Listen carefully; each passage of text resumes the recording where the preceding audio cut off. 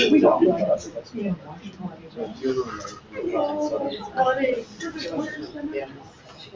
ready for some presentations? So we have OPRA presenting today on EBV. We can get started with that. And then we have Josh and Monica from Primary Solutions and combination talked about competency-based add-on. And then a presentation and a demo on anywhere. A solution. So I'll let Christina start.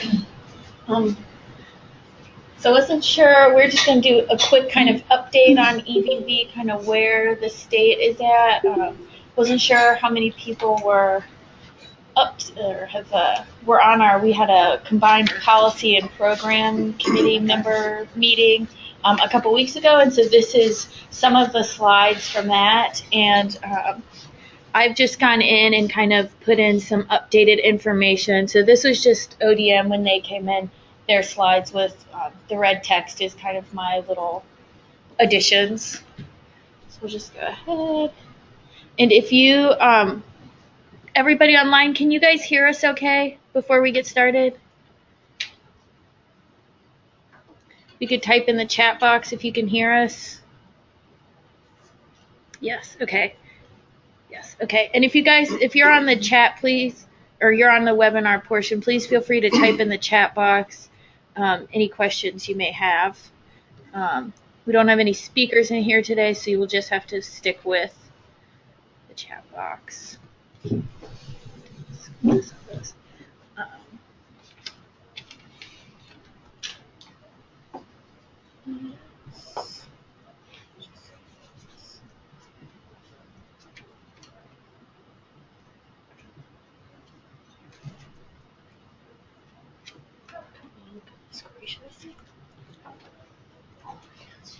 So EBV, I'm not sure if everybody's familiar, is part of the 21st Century Cures Act, and that it just stands for Electronic Visit Verification.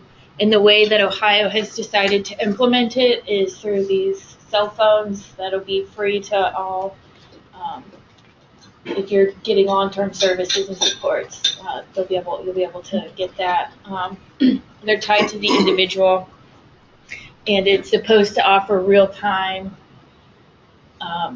billing kind of corroboration to make sure that you billed, but were you actually there? And there's GPS component in there to make sure that you are actually there. And the GPS component, you've been on Facebook or anything, there's been a lot of kind of blowback from that decision.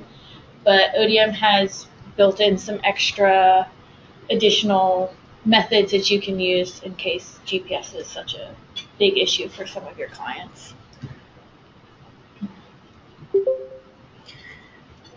So yeah, as I said, as part of the 21st Century Cures Act, some DOD services are going to be swept up in there. In a few slides, we'll talk about what's been kind of carved out because they've not been considered either a visit or they're not considered personal care service. So those were the standards for DOD services to be in there. And I should preface this that they're still doing a lot of different, they're still doing a lot of conversations about this. So there's still a lot of questions about how this is going to look in DOD services because there's a lot of stuff like remote monitoring, a lot more congregate living than in the other services. So the system that they've picked isn't necessarily designed to best serve the way that our system is set up, but globally it was going to be the most effective way to do home health, the aging waivers, stuff for people with physical disabilities, home care waiver. One of the things that I see that I think is just impacted us that could impact this in the future for agencies like ours.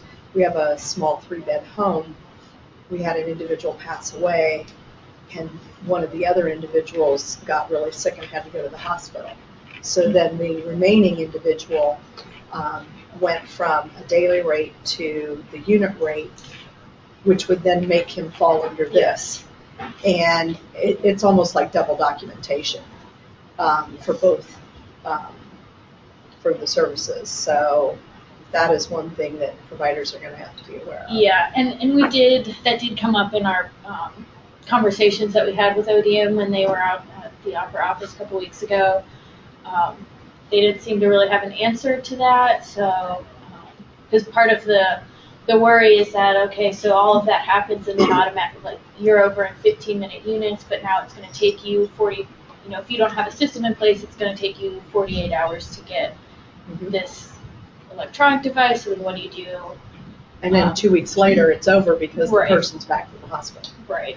And so that churn, they haven't quite figured out how that's going to look, and is one of the things that we're very concerned about. Yes, Mike, we'll send these out. And so part of why you'll be seeing a lot of this is because for our services, they have to be implemented by January 1 of next year, which is very aggressive. This is just what is in the 21st Century Cures Act. You'll notice that it says the location of the service. It doesn't say a GPS pinpoint, and so that has been a really big kind of bone of contention that a lot of the other, not necessarily in our service realm, but in other services has really raised a stink. But that was when EVV in Ohio had already been kind of going before the 21st Century Cures Act came, and so the legislature, when they appropriated funds for this, actually included GPS in it, kind of before 21st Century Cures was a thing. So they were already down this path by the time the federal law came out.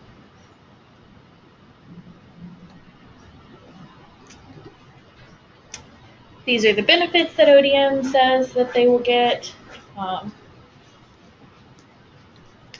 These are the services that are included in Phase 1. Phase 1 started in January of this year.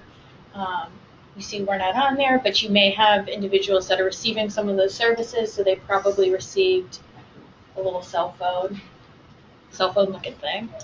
But you would not be in charge of that. That's whoever the home health or nursing service, whoever their provider is.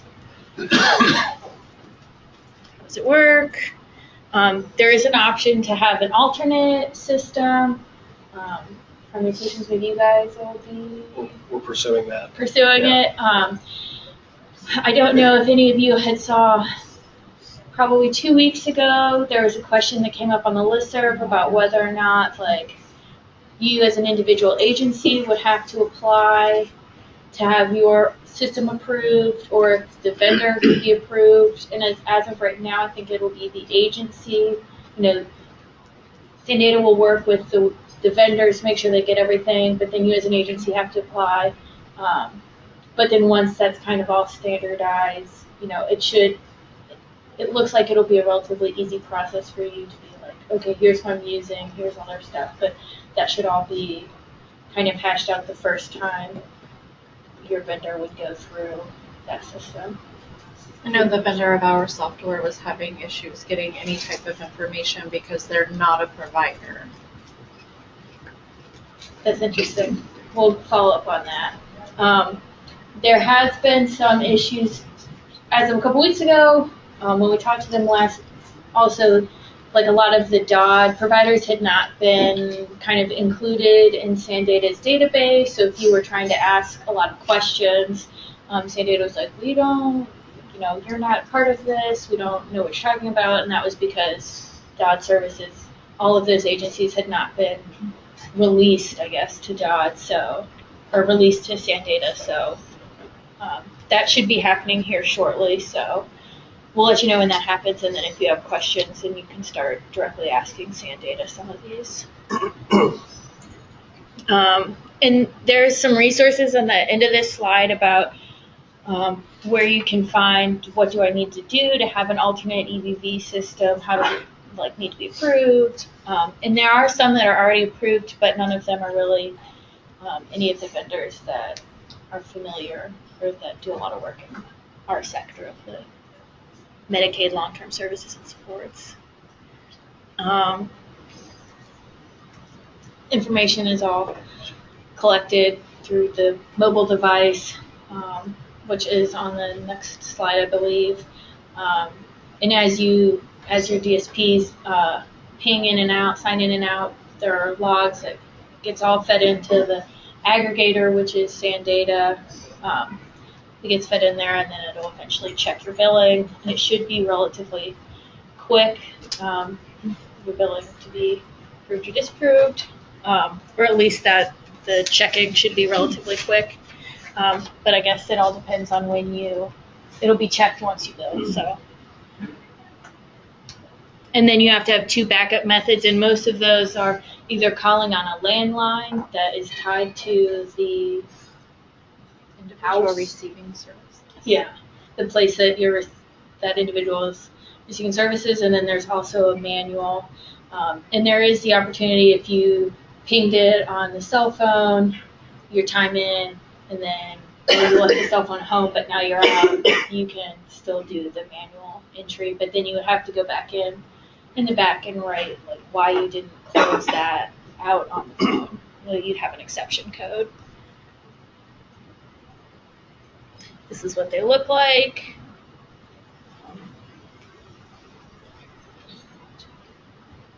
That's the reasoning for mobile devices. Basically, it just allowed you, if you were going to be out in the community, you didn't need,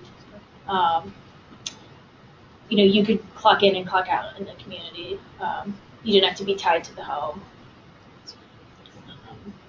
But then, that was kind of the double-edged sword. People were like, we don't want you to track us. But then, if it was just the telephone option, now we're stuck at home. So we haven't heard much, at least from our field, about people who are concerned about the GPS tracking. It's really only pinging when you clock in and clock out. It's not tracking you throughout wherever you go. And Julie, who is in charge of this, she was like, you can even leave it at home if you want. Like, we really don't care. It's just the start and the stop time. So, and then there are the other options.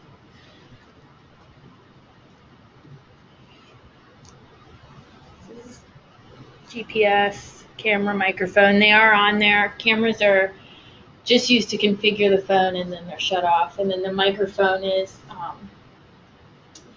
you do have to either sign off. The individual receiving services would either have to speak and say that I'm so-and-so and I sign off on this visit, or they can sign. We've heard a lot of issues about that because a lot of our population might not be able to do that. And then there has been some questions about if they are not their own legal guardian, do they actually have the legal authority to sign off on that visit? And some of those issues have not. That's part of what they're going to be working out with DOD. Because if they can't sign off on it, then that would require you as an agency to go in and on the back end and say, this is what happened, I approve this. I approve this visit, which could add some pretty substantial administrative time, depending on how many individuals you have that either can't physically or legally sign off on the visit.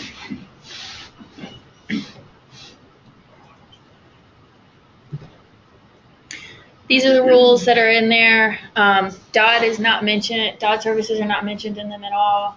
But they will be once they figure out what it's going to look like, and they hash some more of the stuff out.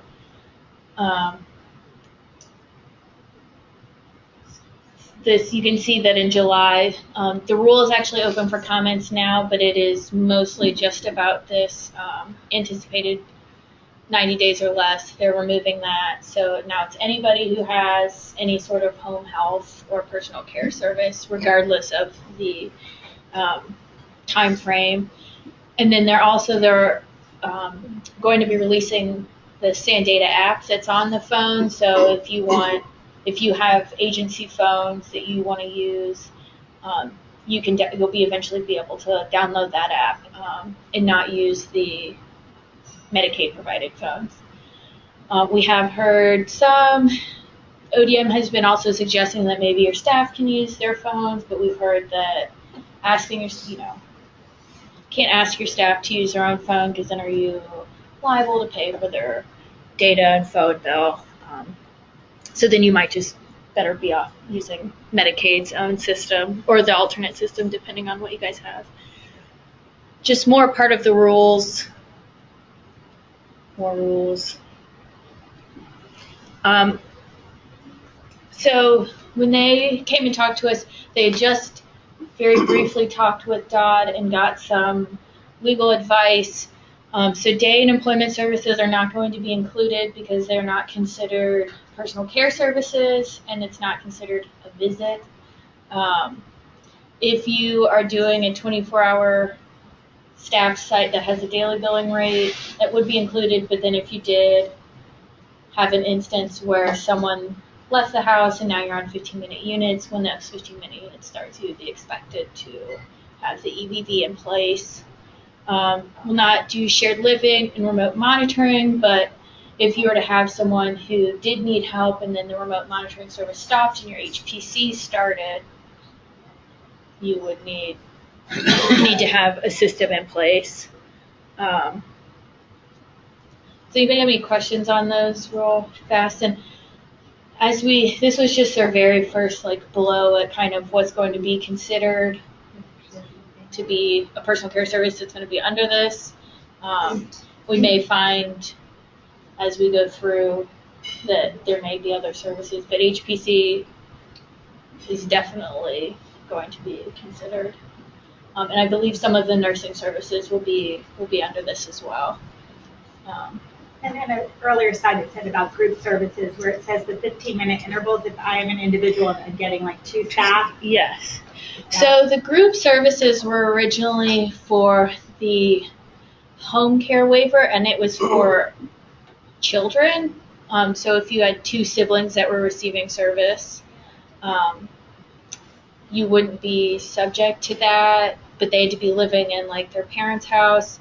That was originally scheduled to be taken out as well, but it does not look like they're going to be taking that out just yet. And I think part of it is because, which we'll find in the congregate living settings, is how do you have to log in and out every time? Oh, here I'm working with Johnny. Oh, now I'm working with Bobby. Do I need to log out Johnny and then log back in Bobby? And I think when they implemented this, they didn't know those answers.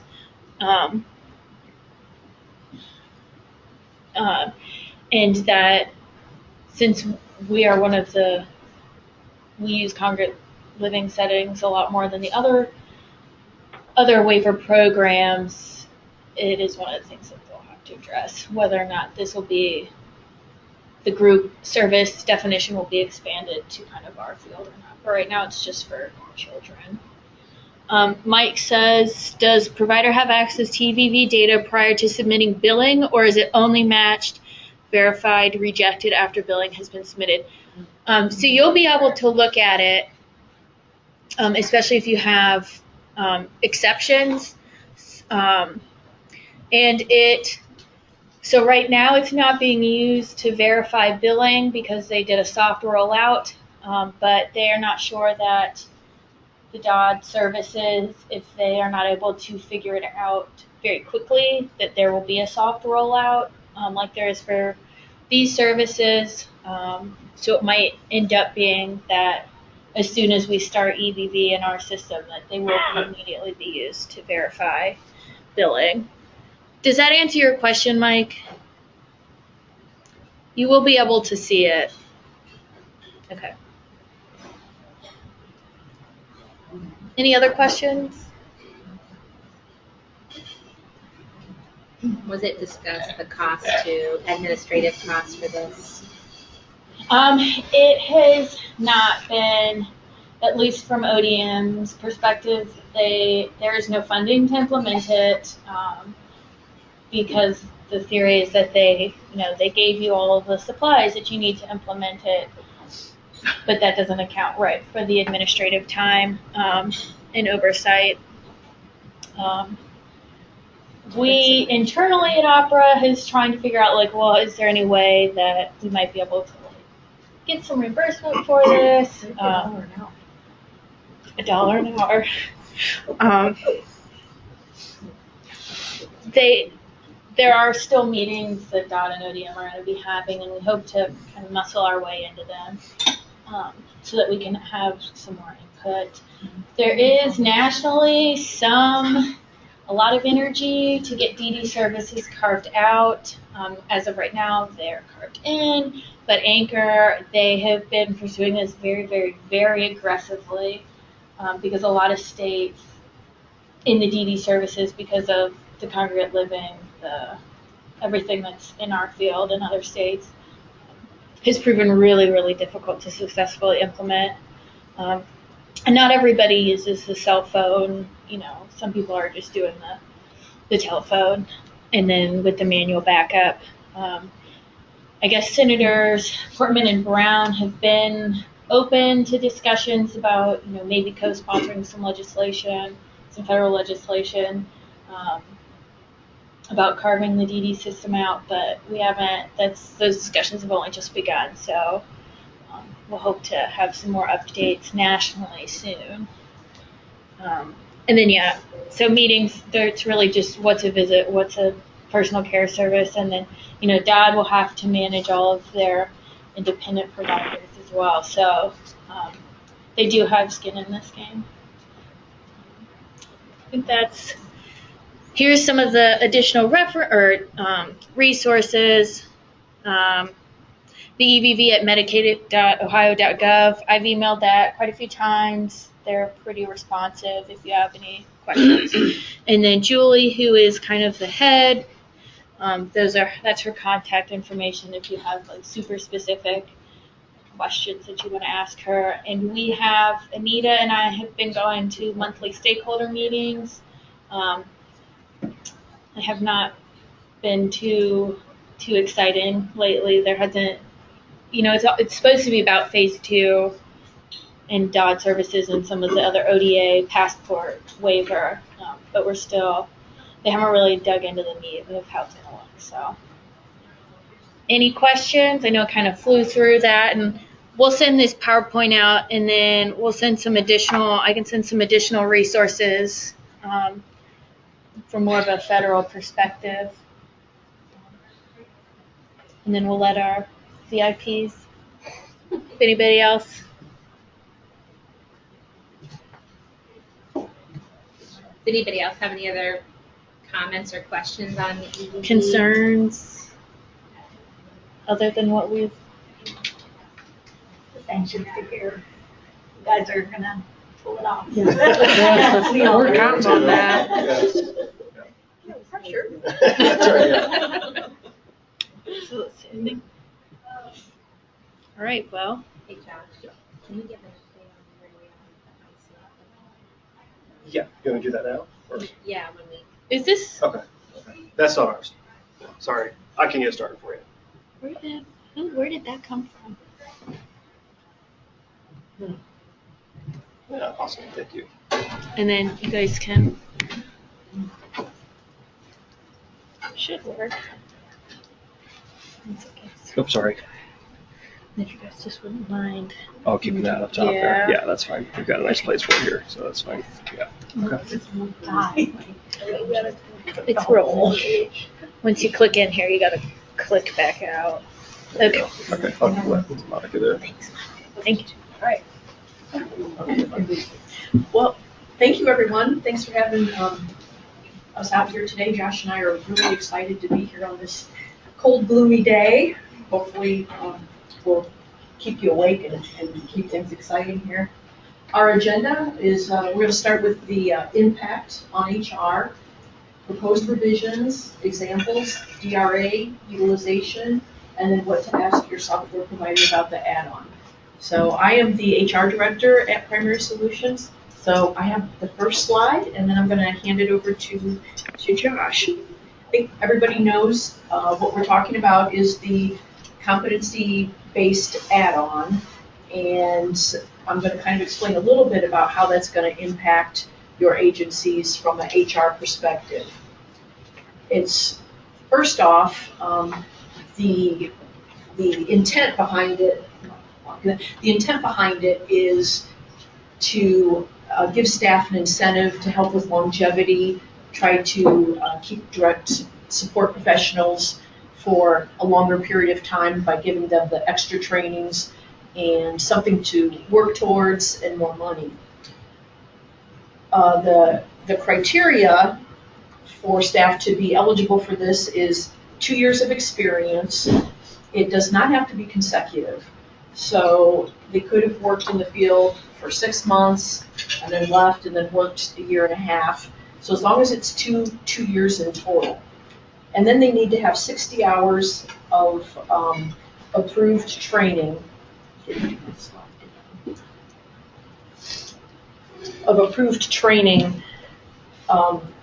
Which happened after January 1st of 2012.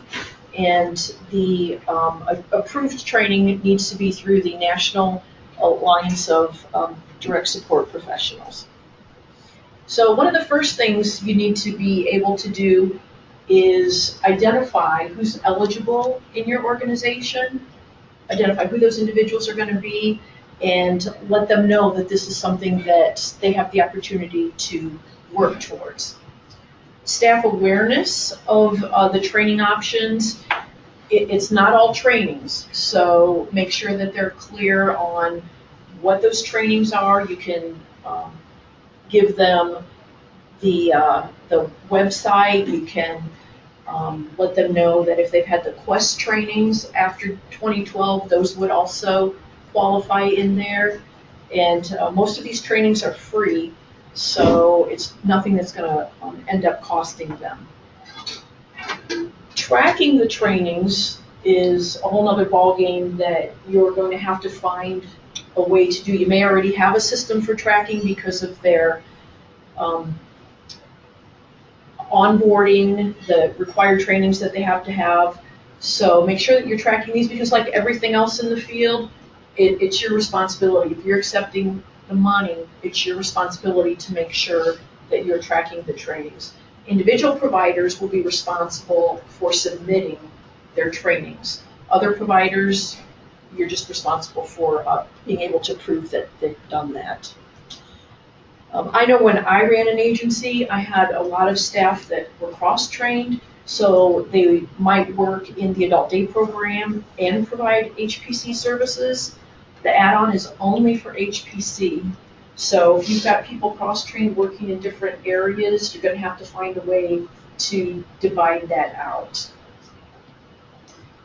And the last thing I have is use this as an opportunity to market to your staff. Get people excited about it. Really play up when you do have staff that go through this. Make it a big deal, and make it so the other staff want to be a part of this and not be left out. Now, Josh and I are doing a webinar where we're going to get into this much, much deeper, and that's Friday, May 4th from 10 to 11. So if any of this is piquing your interest, feel free to join us for that. Josh? Thank you. Monica, I would just mention on the HPC that it only affects certain times that a person is working. What does that do to HR? I mean, how do you manage something like that within an HR team? You have people working one rate for this hour, then another rate, and then you have overtime. It's going to be a system that people are really going to have to spend some time figuring out. We've got some ideas that we're going to get into a little bit deeper, but you're right. There's many levels that are going to go into this. Gotcha. I was, yes. Will your system help with that? Yeah. That's what I was like. Okay. Josh will tell you that. Okay. Yes, I'll be happy to tell you that. Okay, so like Monica mentioned, this is only going to be eligible for your folks, for your staff who are providing HPC services, right? So no on-site on-call, no day services, those types of things. The cost, this is a big deal. I think, and I know you guys probably know this, but this next bullet is a big deal. The cost of the rate modification is excluded from the individual's waiver budget limitation. So when you're talking about utilization, we're not counting that $1.56 per hour. So when we're looking at the pause and you're figuring out how many units aren't a big deal because those will stay the same. But dollar-wise, how many dollars have I billed? Before July 1st, it's always been 1-to-1, right? Now, you cannot look at the dollars that you've billed in total and compare that to your utilization because that's not going to be your accurate utilization anymore. We'll talk about that here in a little bit. But that's one of the one or two big deals that are coming from this modification.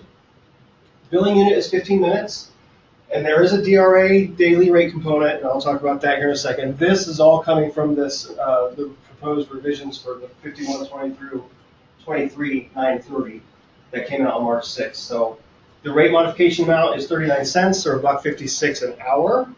There's nothing in this proposed rule that says you have to pass on so much to your staff. There's been guidance by DODD, and I believe OPRA too is included in that $1 of every hour goes back to the employee. But again, that's not in the rule anywhere. A multi-staff service code indicator on the claim is used to indicate the number of staff providing the service. That's maybe one of the other things that is kind of a huge deal. In the past, the service code has always determined, with the exception of ADL, the service code has always determined the total number of staff that are providing the service, right? If it's APC, that means one staff. That's what APC means. 1 on 2, 1 on 3, 1 on 4 on down the road. AMW, that means 2 staff. With these new codes, that is the case and it's not the case all at the same time, okay? And we'll talk about that in more detail here in just a second. And as of right now, this is impacting only level 1 and IO waivers.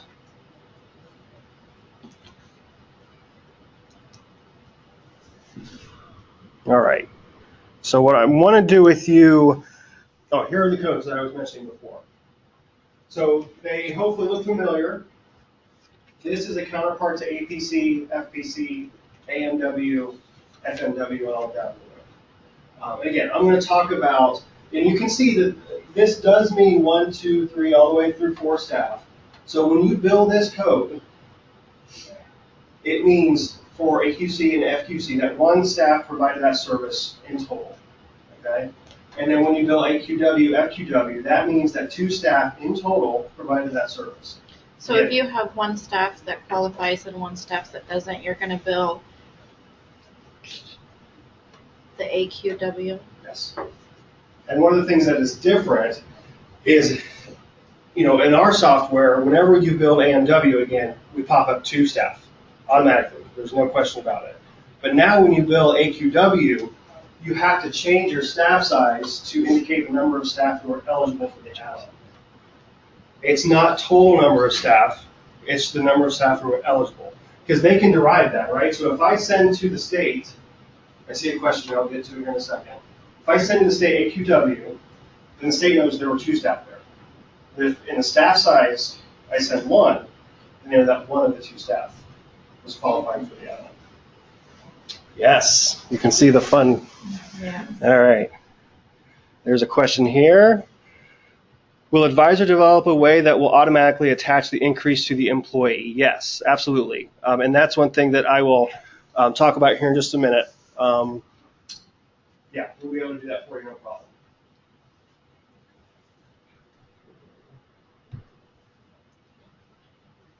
You're welcome. Okay, so what I want to do now is go through a few examples, and through these examples, hopefully you can get an appreciation for the impact of this change, okay? Let's start with an easier example. And I'm focusing right now on agency providers. All of these examples are for agency providers, but this also qualifies for independent providers, okay? So let's talk about this example. 1 eligible staff and 1 staff providing the service, so it's just 1 staff total, providing 1 hour to 1 consumer. This one is relatively simple, not too bad. Right now, right now, we take the base rate for one-on-one, which is $5.10 per unit, multiply that times the number of units to get $20.40 an hour. Relatively straightforward. Right now, there's no add-on, so our total claim for APC is going to be $20.40 for that hour. Okay? Can we see okay? Okay. As of July 1st, we're still going to grab that base rate of one-on-one of $5.10 per each unit to get our $20.40 for the hour, plus a competency add-on, which I know they're steering away from competency, aren't they? They're leaning more towards longevity.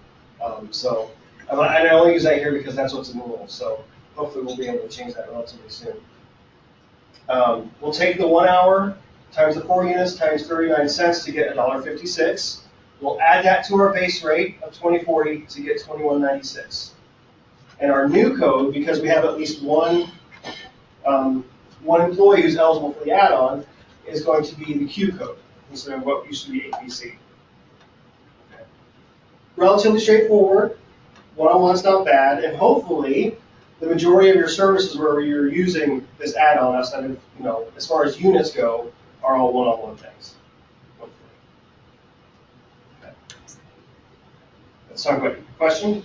Yeah, I had a question. So if you're looking at a day, Yeah. and you know across the agency that you had 5 staff that qualify and they worked 10 hours in that day, you could bill 10 hours at 4 units for 4 staff, right? Are they providing to different consumers throughout the day? Or Yeah. You bill for that one consumer, you bill the 40 units, 4 units times 10 hours. Right. At the one-on-one rate that you see here. Okay. Yeah, so as far as one-on-one, the calculation and those kind of things isn't much different than what it's doing right now. Okay. Okay. The real fun comes when you add more folks to it. Like if you have 2 staff. Yes. Or even 2 consumers. Yeah. So 2 staff with like 8 consumers. Yeah. So you have to determine how many of those 2 staff are eligible. If it's 1, then of course you get 39 cents per unit for just the 1, or you get 78 cents per unit because you have 2 staff. Right. But then, and we'll get to that here in a second. Then it gets divided down by the number of clients. Yeah. Okay. What will the pause show? Yeah, no, it's okay. The pause will completely ignore this. It will Completely ignore it. So I'll just still see that Right. 40.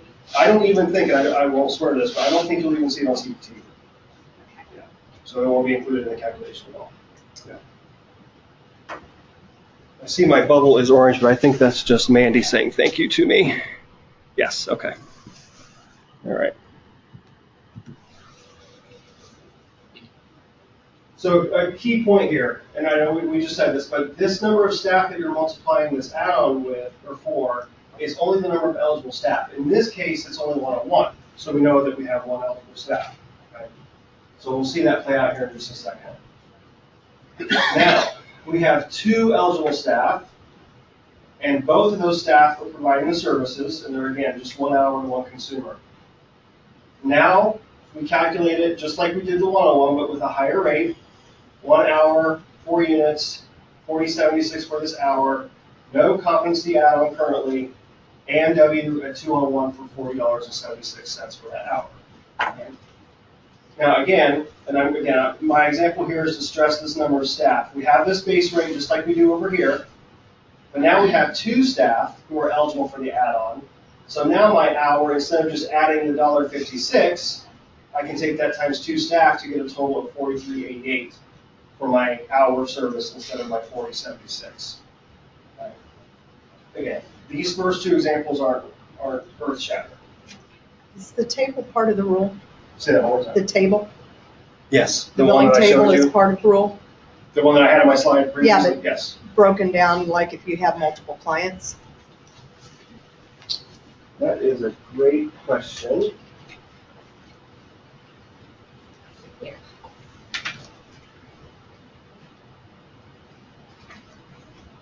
I don't see the rates for that, no. They have the regular rates, the APC, AMW, and so on and so forth. Right. But they don't have the rates for the new AQ codes. Broken out by. Correct. Correct.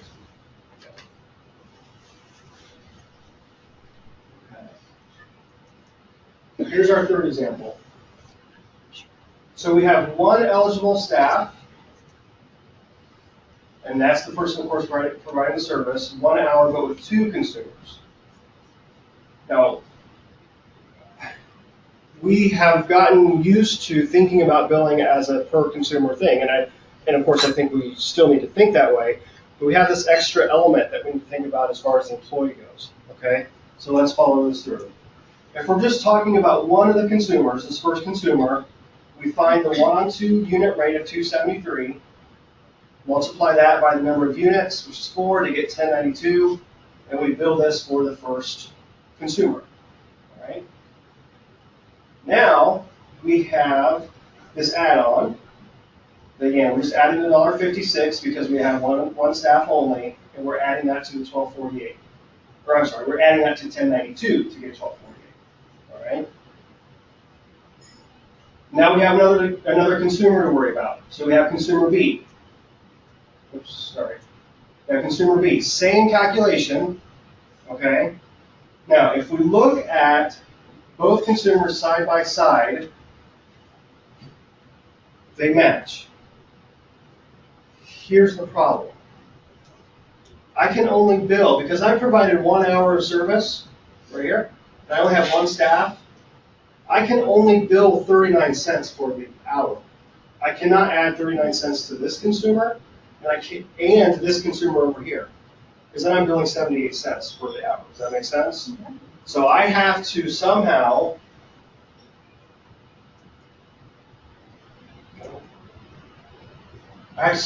spread that 39 cents, put it all maybe to one consumer and don't bill the other consumer for the add-on, or somehow split that 39 cents. And they made it real easy on this because, 39 cents divides into things really well. Divides into 3 really well, and that's about it. So that's something we're still trying to figure out with DODD, is how this rounding is going to happen. Because if I divide that 39 cents by 2, I get 19 and a half. They're going to make you drive it down. And they might make me drive it down. Right. So that's the right. take rock. If I round up, it's 20, 40 cents, so that's going to bill me more than I'm allowed to bill. But it will still pay me my 39 cents because it's going to recognize that you bill too much. Okay, say that again. It will pay you? Yes. If you bill 40 cents, it's only going to pay you 39. Yes. It'll take the UCI. I've never seen the state of Ohio do that, ever. If you overbill. It'll pay, if you, for example, day services, if you bill at the wrong higher rate and a C acuity, they will certainly pay you the A or B acuity. Yeah. Same with like add-ons. If you bill a behavior add-on by mistake, excuse me, then they'll pay you for that. So again, my point here is don't bill the whole add-on more than once. You can spread it out or bill the entire add-on to maybe one of your consumers, but not the other. And you're allowed to do that, just bill one consumer. Because it has nothing to do with the consumers. That's your staff. Right, you're billing both consumers, but only one consumer. I know. Yeah. But this is my understanding, and of course things may change until July. So as we get more information, we'll of course make folks aware of that. Yeah. Okay. Okay, so here's, again, this is one option I think you have, is to bill just one of the consumers the add-on and not the other one. Or again, if you want to try to divide it, that's something, again, that we're working on in our software, so you don't have to worry about that. But we're working with the state to figure out how to do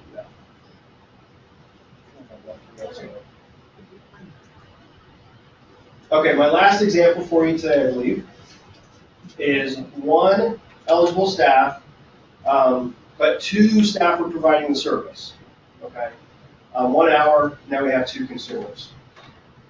So currently, we see that as a 2-on-2, 2 staff to 2 consumers. We find that rate multiplied by the hour to get our hourly rate.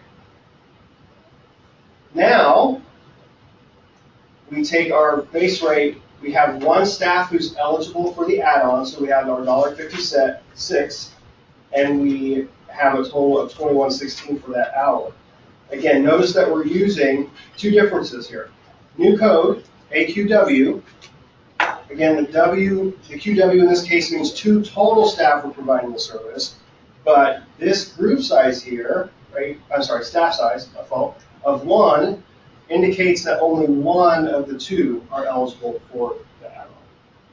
So that's, again, a fairly significant change from what's happening right now, is that that staff size will have to be editable on your end, so you can tell the DODD, I'm submitting 2 staff, but this is the number of staff who are eligible for the add-on.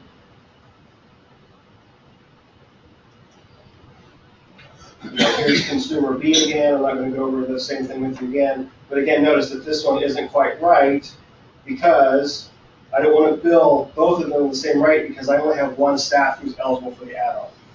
So I need to separate that. So again, my previous example, I showed you maybe you just put the whole thing on one consumer and not bill the add-on for the other consumer. Or maybe in this case, you can separate them.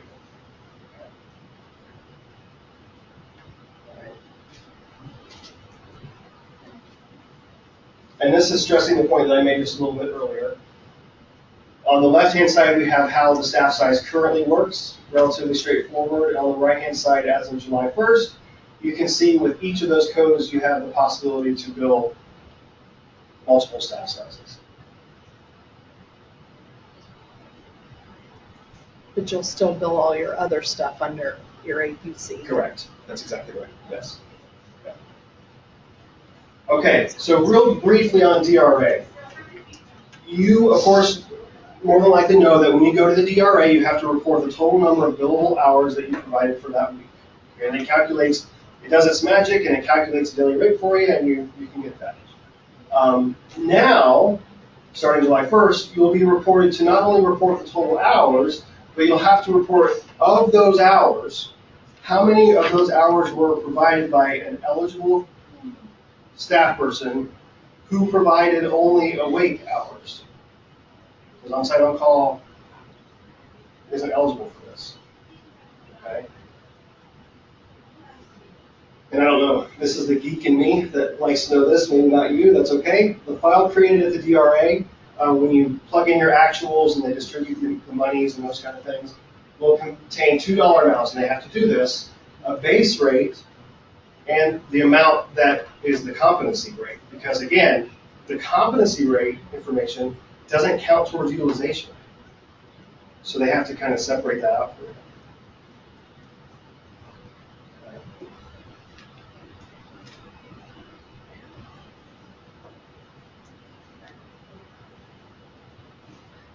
Let's talk a little bit about utilization also. So again, just to restate the rule that we mentioned already, the staff competency rate modification is excluded from utilization. A provider cannot bill for the add-on by itself, however. So in other words, if you run out of units or dollars, you can't just bill 39 cents to get your staff's spiff. Okay? Once you run out of stuff, you can't bill anymore. So in this quick example, this is the number of non-competency dollars I billed. This is the competency dollars I billed, total billed, my authorized amount, and whether or not I'm overutilized. So you can see here, I've billed $970.20, but I'm only authorized $950, but I'm still overutilized because I've only billed $900 of the non-competency dollars. But in the example below it, you're overutilized because it's only looking at your non-competency dollars when it's comparing the amount that is authorized. Okay? With me? I was like, That's okay. That's okay. So in other words, when you're looking at utilization, you need to ignore this and this. Just compare this to that. Yeah.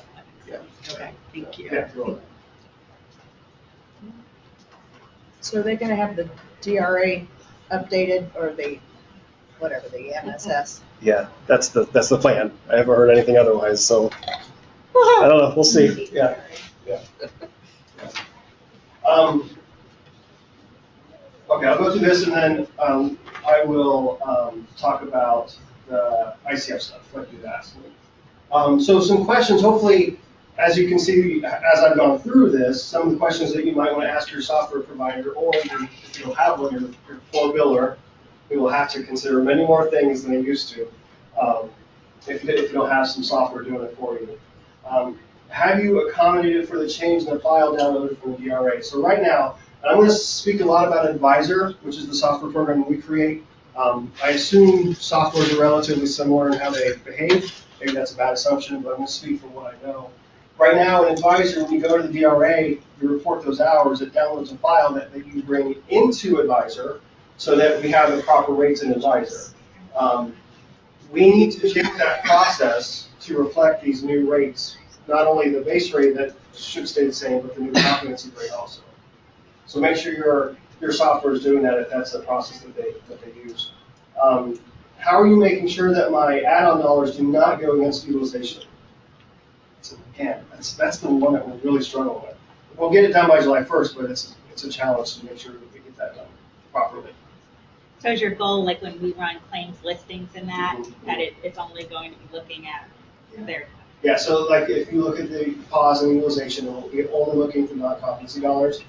We've made a decision as of now, like our detail reports, like our claims listing and those kind of things, to separate those out.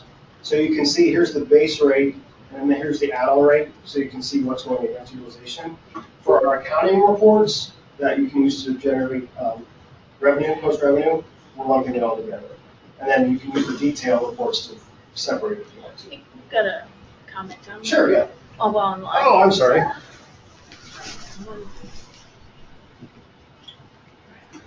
Will the DRA code of ADL be the only code still? No. There is a new code. Thank you, Tammy, for reminding me. Yes, there is a new code called AQL, that you will use if any of the staff who provide services for that day are eligible for that. Thank you. Oh, yeah.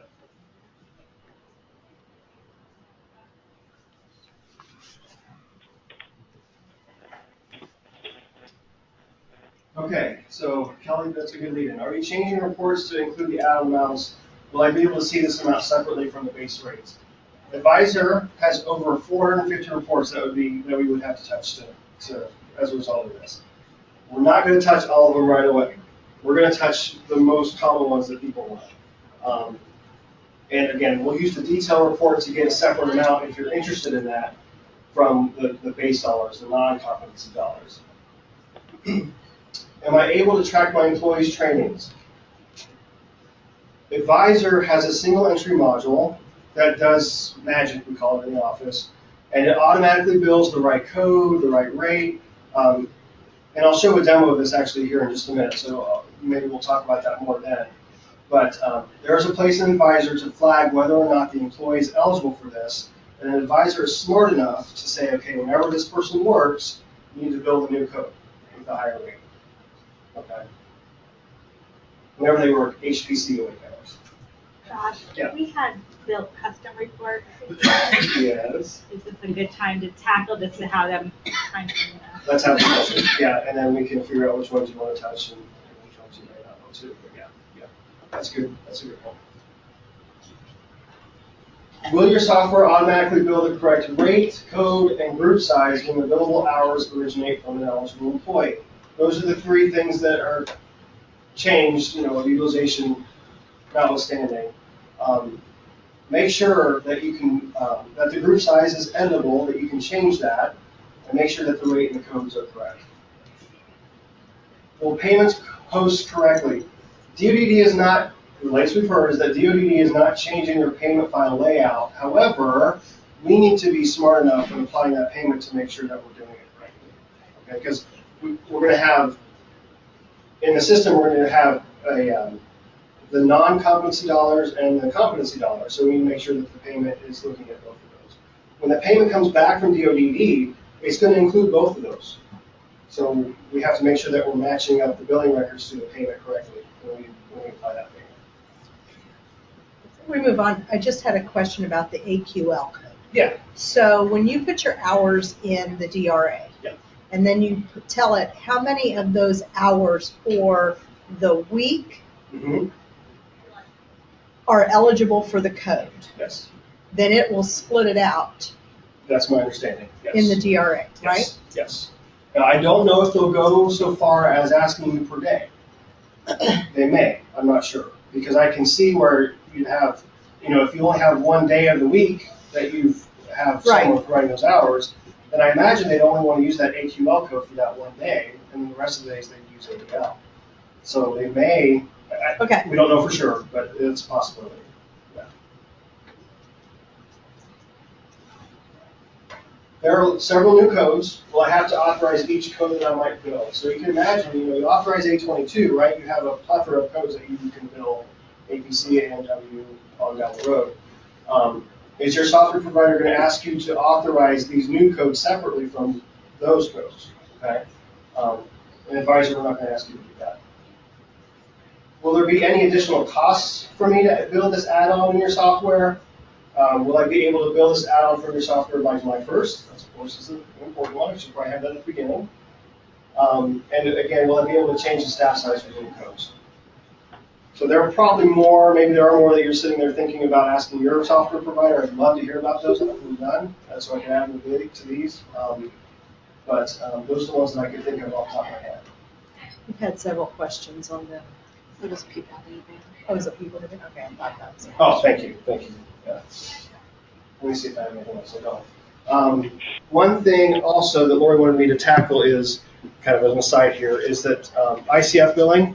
We are working with I Am Boundless to test an ICF file that we're creating out of Advisor. Actually, we're past the testing, so we're going to observe them submit this file, make sure they get paid correctly, and make sure we can apply that payment. Once we verify that's happened, then you guys can start using it for your pleasure. And then we'll be able to tell our customers also that, hey, you can create an ICF 837 out of Advisor for your billing.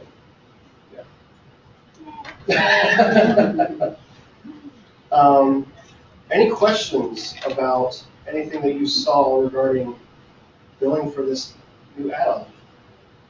I have a question, but it's probably more for OPRA. Is there any word on when this is going to be approved? Is it from CMS? Yes. I have not heard anything. Hopefully by July 1. That's probably about a month ago now that they've submitted, and I don't know what kind of turnaround time they have with CMS right now. I know we have staff that are eligible, they're working on their training, and they're expecting that $1 an hour come July 1st.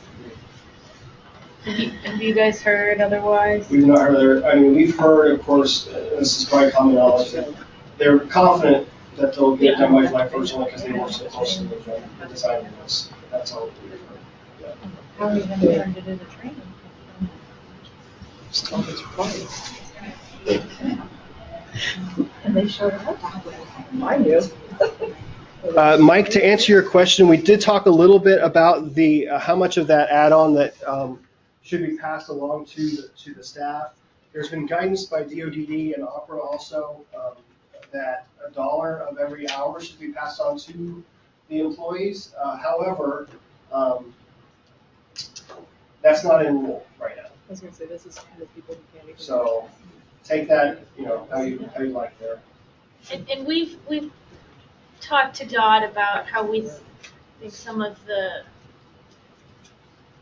advertisement of this has been very confusing to a lot of your DSPs, and they said they were going to try and work on it because it isn't in rule that you have to pass along the $1, and so people are like, where's my $1? Where's my $1? And then a lot of stuff that they've posted, at least on social media, it doesn't say it's only HPC, that you have to meet all these requirements, and that it doesn't start until July. So we've heard a lot of people from some of our members whose DSPs are really, really, really confused about when and what kind of circumstances this is supposed to go. So we've asked for them to hopefully start clarifying that. So sure, yeah.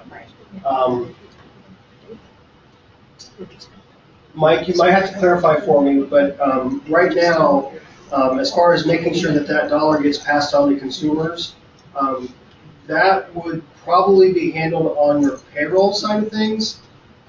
If you're currently using single entry and Advisor to pay your employees, then we could have a discussion with you about how to change your setup so that that extra dollar goes to your employees. But like I said, we may have to have a discussion about changing a little bit of setup on your payroll software side of things also. I know I'm not giving you a specific answer, I apologize, but there are a few things that we could have to look at for that. Yeah, you're welcome.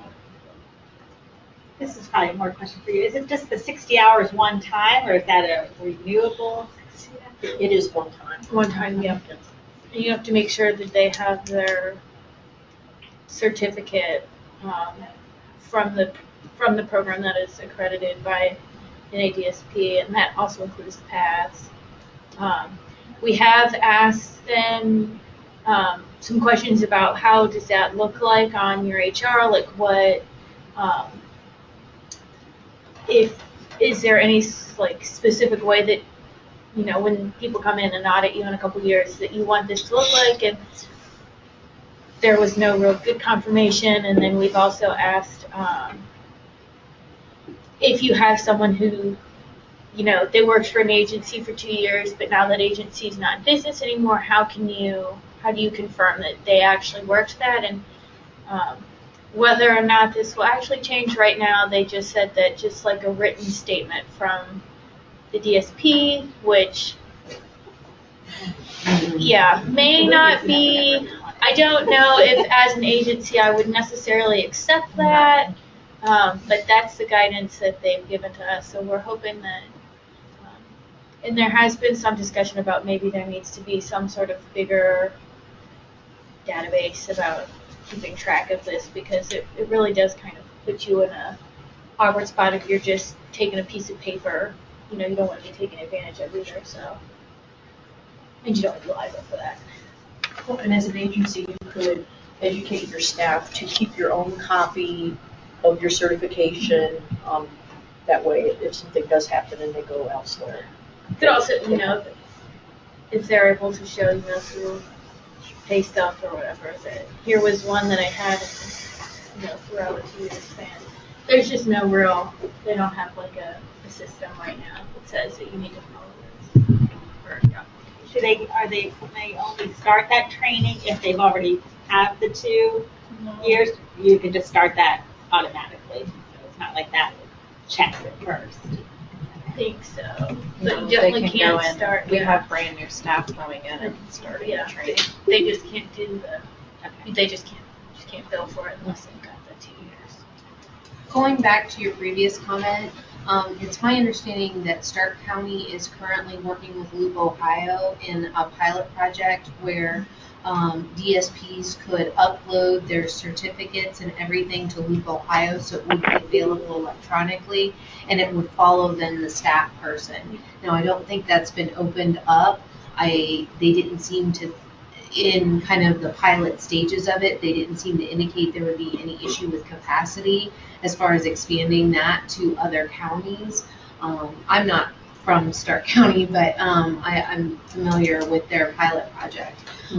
And so they're able to upload, and then staff would be able to keep that. So that may be a mechanism, is some kind of place where DSPs could upload their certificates, because, you know, people lose pieces of paper, they lose that stuff.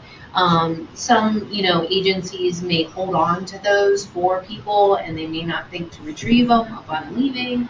And so that may be an option for that. And I think if you have people that are going through paths, who went through the paths, DS Paths program through OADSP, I believe OADSP has record of everybody. So I think they were thinking about making some sort of searchable database as well, at least for their specific program. But those conversations have only just started, so I don't know where that will lead to. We have a woman who completed paths in 2011. She is Ooh. not happy. Ooh. It is really unfortunate. Did they indicate why that cutoff date? I mean, DS Paths in 2011 versus 2012. I never heard anything. My assumption would just be so that they didn't have people who it was just like an open-ended, you know, they needed some way to cut it off. I don't know. DS Paths is currently offering free trainings around the state, And so if you get on their website, they're at different places where they're offering various modules around the state that you can attend at no charge.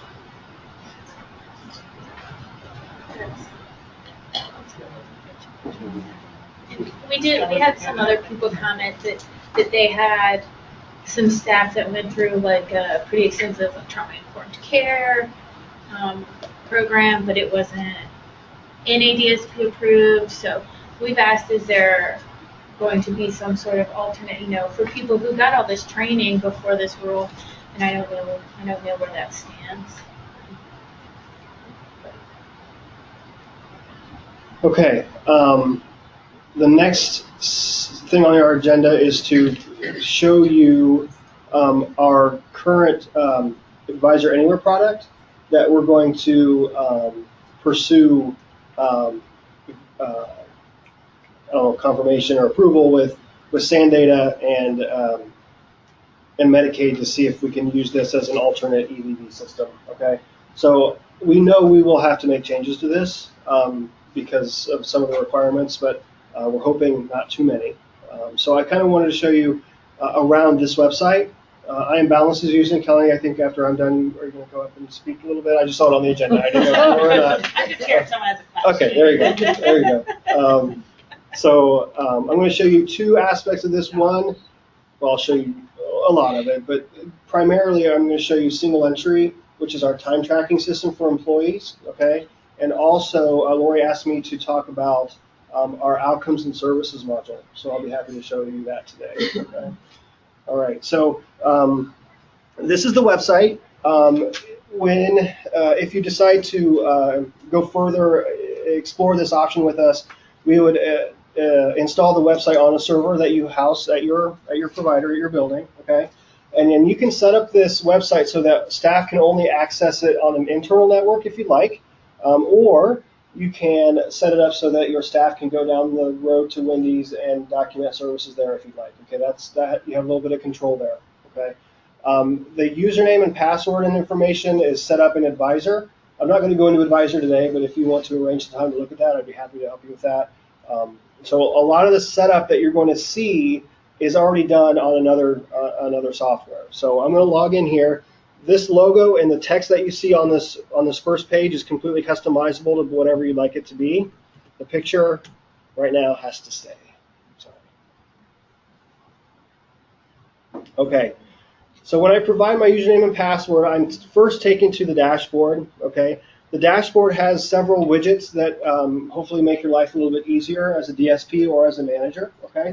Is this DSP view or manager view, or are they the same? Right now, they're very similar. So I'll point out that the only view that is maybe a little bit different is you see this approval function down here that as a manager, a DSP wouldn't see, and some of the supervisor widgets, you wouldn't see that as a DSP. Okay. I'm going to go over each of these widgets relatively quickly in the interest of time, so we have time to look at the timekeeping system. Okay. System messages, you can receive messages from other users who use Advisor, and those messages would show up here. You have some custom links that you can assign, so you can put your company website or links to the ODD if you'd like, and they can click on those and go out there. Unapproved time entries, we'll talk more about time approval in just a second, but this gives you a glimpse of what time entries you need to approve yet as a supervisor, as a manager. Or no, I'm sorry, rewind that. These are time entries that I've submitted that my supervisor has yet to approve. Supervisor time entry review. As a supervisor, you have the ability, of course, to see what time your staff is entering into the system. You can see that there. Mouse almost. Put it this way. Okay. This employee day service time clock-in is for you to log into day services. This hours worked widget shows you a total of your hours worked so far for either this week or last week. You have the option to change that information so you can see how closely you're coming to your scheduled hours or to overtime. This widget here allows you to see your schedule. In Advisor, you can set up your schedule for the week or the month or whatever, push it out to the website so your staff can see what their schedule is. Okay. You can see in this widget the consumers and staff who are clocked into day services. And then also on the right here, you can see a list of consumers who have not been documented for their daily services yet. Okay. Again, that was very quick, and I apologize, but I want to get to the meat of what I want to show you. When staff first log in, this is the first page they're going to go to, but ultimately after they sign in, they're going to end up on the roster. The roster is basically a list of consumers, okay? You can narrow down this roster by location. Right now I have security set up so that I only have access to these 5 or 6 locations. If you know that you have several locations in your organization, you can change the security on this website so that certain staff have access to certain locations, okay? A long list of locations can be overwhelming, but you can change that. Within each location, you can create groups. So if you have a day service, for example, and you have 100 consumers in that day service, you're going to see all 100 of those consumers on this page.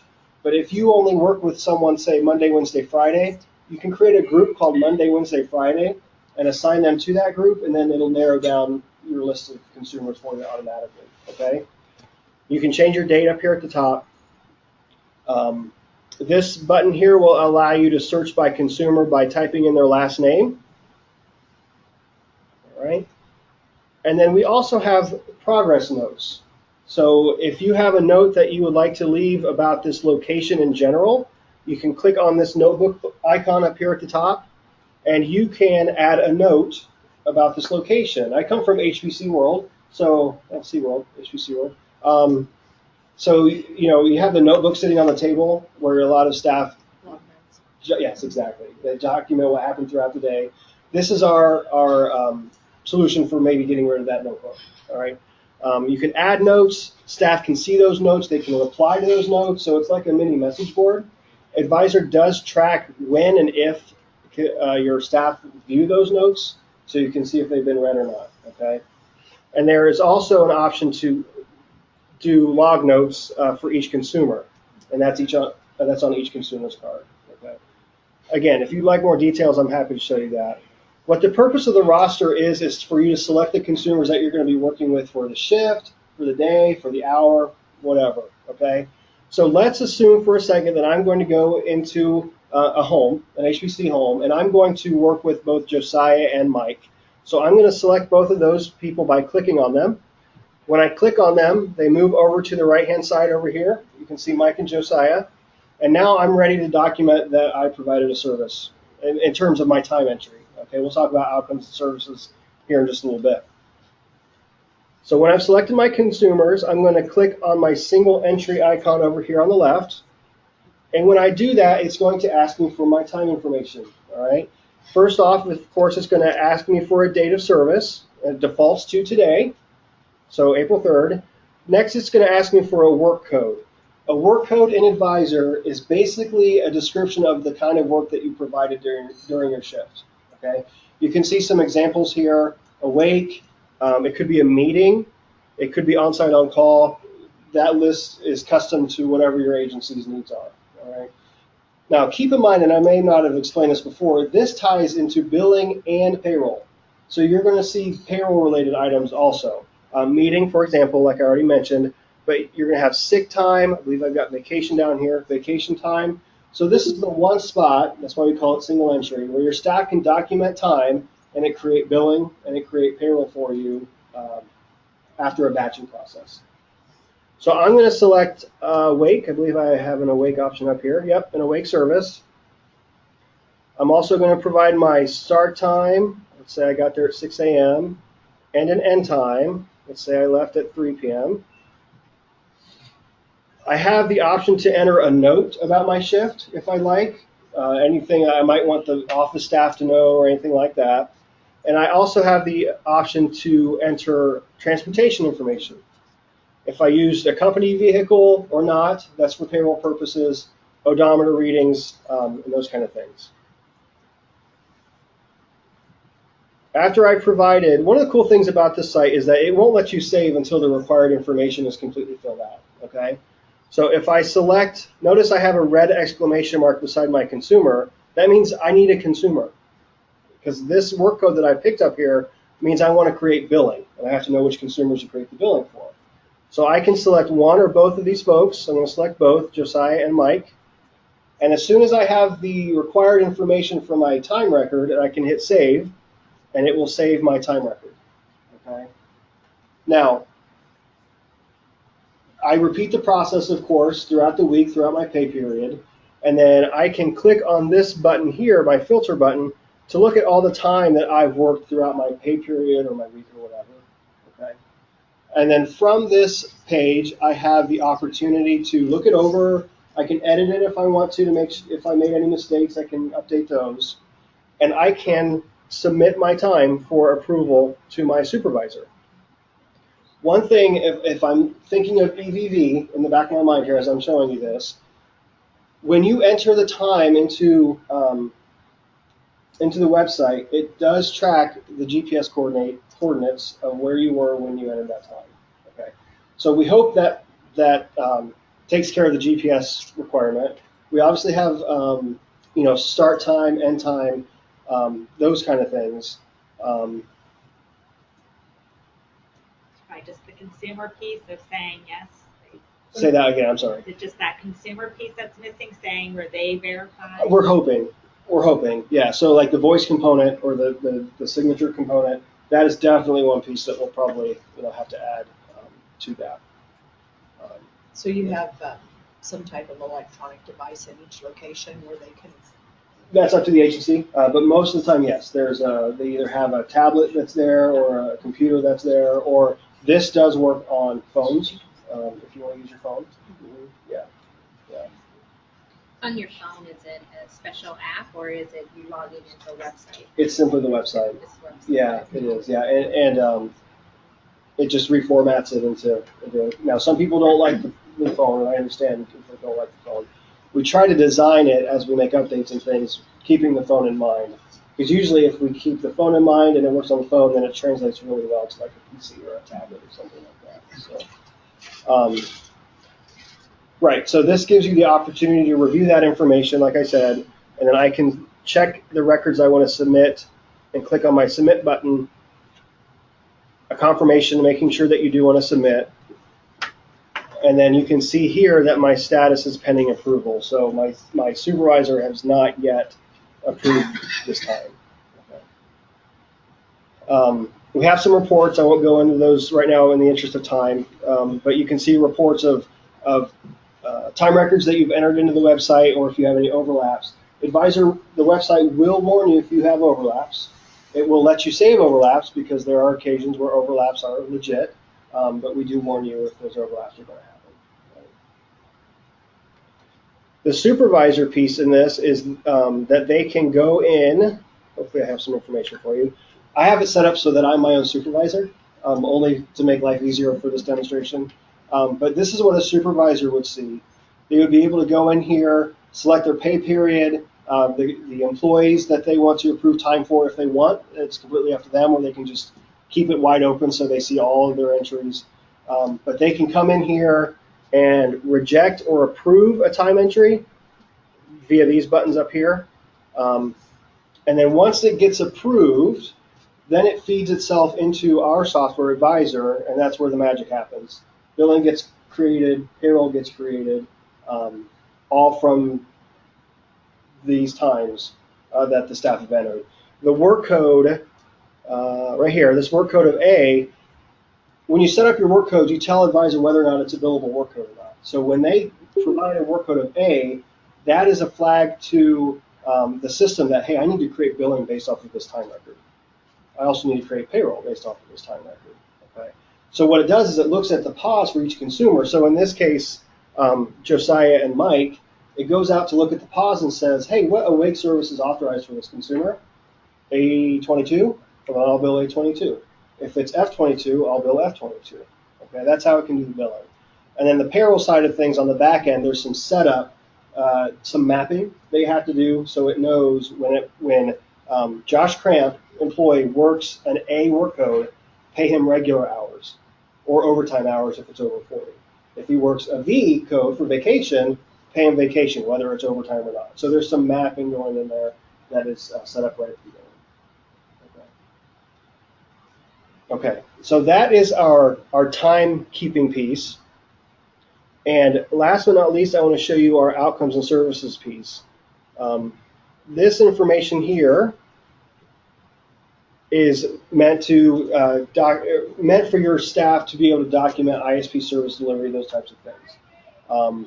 What happens, like I said, in the background in Advisor, there's a lot of setup going on, but you can see hopefully by this that there is a card for each service that the consumer has set up in the system. So in this case, sorry, I need my mouse here. Oh, let's do it this way. I can have daily activities for Josiah for dressing appropriately for the weather, or you can document just miscellaneous types of activities. This is all set up by you, whatever you want that to be. So when I'm ready to come in here and document a service, I can click on my new button, and I can document based off of the setup that I've done in Advisor. In this case, a result is always required.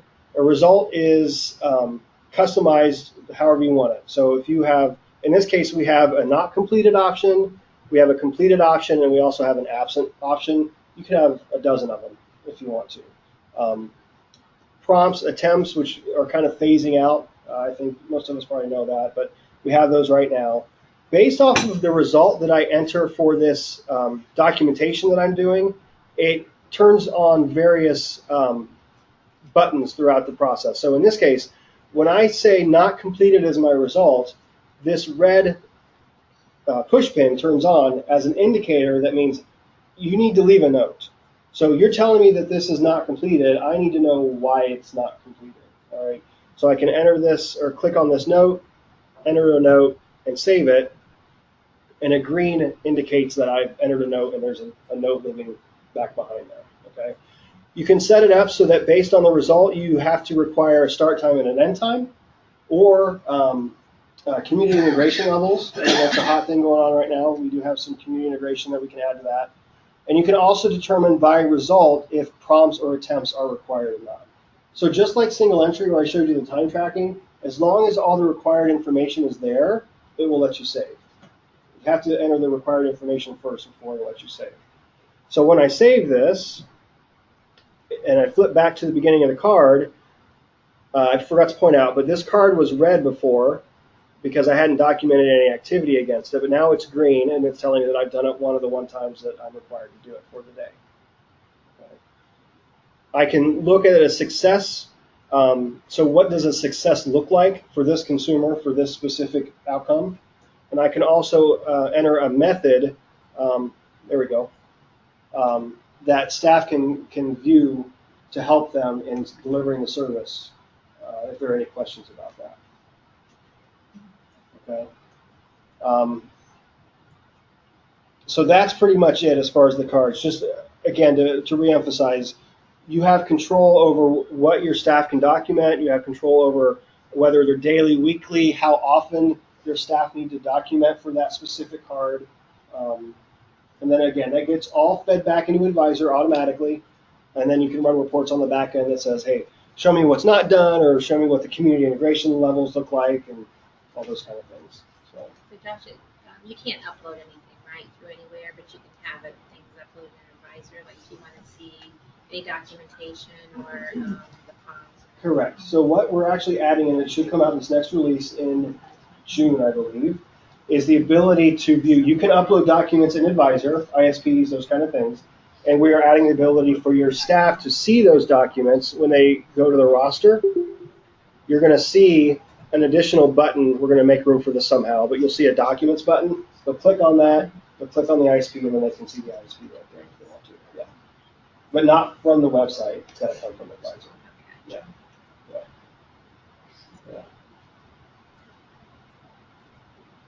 Yeah. Any questions about anything you saw on the website? Or and I apologize. I felt like I went quick there. I'm sorry. I think the important thing is you said you're going to make it work for DVD. That's the hope, yeah. Right? Yeah, that's the hope. Lori Yeah. said. Yeah. Yeah, we're working with them, and I confess I'm not part of that committee that's working with them, but I know we're working with them. So,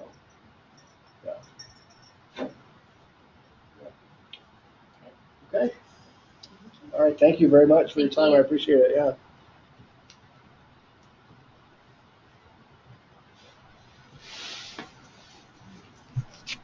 No other questions? Any sign off? There, yeah, there were. You're clicking away. Yeah, there were people were like cycling it on and off. It looked like.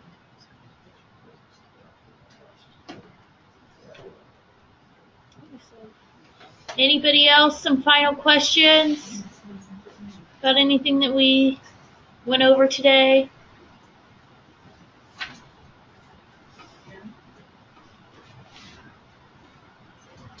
So our next meeting is at OPRA office, and we have Plant Moran that's going to give an accounting update. Exciting. Hopefully everybody can make it. We'll talk them into buying us lunch too that day. And it's on May 1st from 12 to 2. Accounting and tax update. Sure to be This is a finance group. We have to have some accounting, right? Thank you, everybody, for joining us online.